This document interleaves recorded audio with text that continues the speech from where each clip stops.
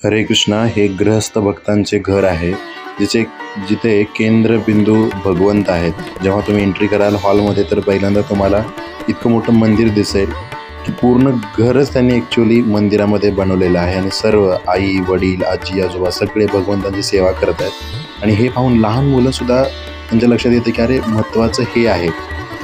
आपण काही लोकांच्या घरी गेले की तुम्हाला सेंटरला टी व्ही दिसेल अगोदर, नाच गाणे टी व्ही मोबाईल सगळ्यांना, आणि मुलं पण तशीच पाळणार.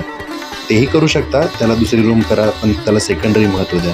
भगवंतांना जर प्रायमरी महत्त्व दिलं तर आपली मुलंसुद्धा सुधारतील आणि त्यांच्यामध्ये नॅचरली हे डिप्रेशन एन्झायटी वगैरे अशा गोष्टी येणं थांबून जाईल आणि आपली मुलं नॅचरली हॅपी होतील. जर तुम्हाला आवडलं असेल तर वगैरे लाईक करा, शेअर करा आणि यामध्ये काही करेक्शन असेल तर तुम्ही तेही सांगू शकता. पण भगवंतांना सेंटर ठेवणं हेच एक कारण आहे जे तुम्हाला खरंच समाधानी, सुखी आणि आनंदी बनवू शकतं. आणि जी कृष्ण भावना आहे इस्कॉन याचाच प्रचार करतं. हरे कृष्ण.